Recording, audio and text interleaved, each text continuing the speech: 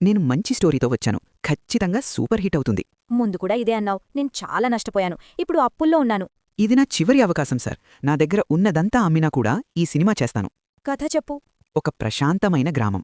కానీ అక్కడ ఒక అద్భుతమైన విషయం జరుగుతోంది. ధనిక కుటుంబాల్లో చనిపోయిన తాతలు, అమ్మమ్మలు మళ్లీ బ్రతుకుతున్నారు. అదే సమయంలో పేద ప్రజలు ఒక్కొక్కరుగా అదృశ్యమవుతున్నారు. ఎవ్వరికీ అర్థం కావడంలేదు. ఎవ్వరూ ప్రశ్నించడానికి ధైర్యం చేయడంలేదు. అర్జున్ పరిచయం. అర్జున్ తెలివైన డిటెక్టివ్.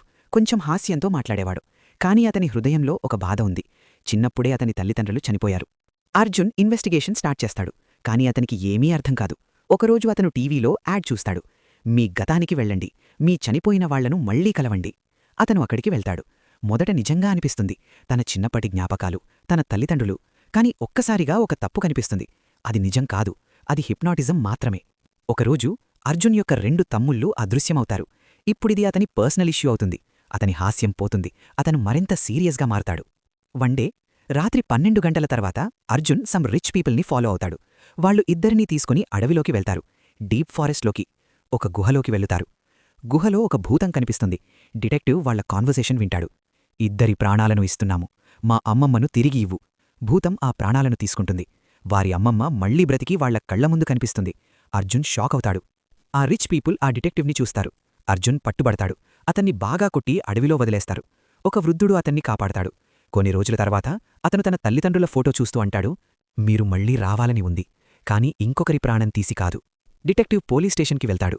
మొదట పోలీసులు అతన్ని నవ్వుకుంటారు. కాని కొన్ని రోజుల తర్వాత మళ్లీ బ్రతికిన ఓల్డ్ పీపుల్ స్టేషన్కి వచ్చి అంటారు, మేము చనిపోయిన తర్వాత ప్రశాంతంగా ఉన్నాం. ఇప్పుడు మమ్మల్ని బంధించారు. మేము జైల్లో ఉన్నాను.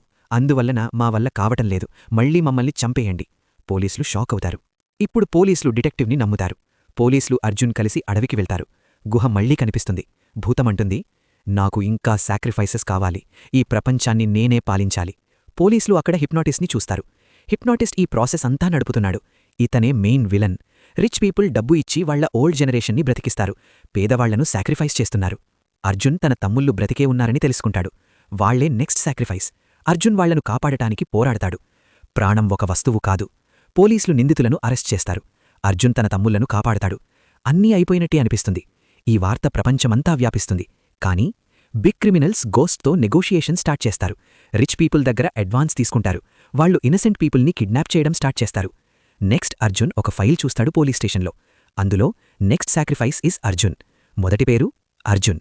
అర్జున్ ఒక భయంకరమైన నిజాన్ని తెలుసుకుంటాడు. అదేంటి?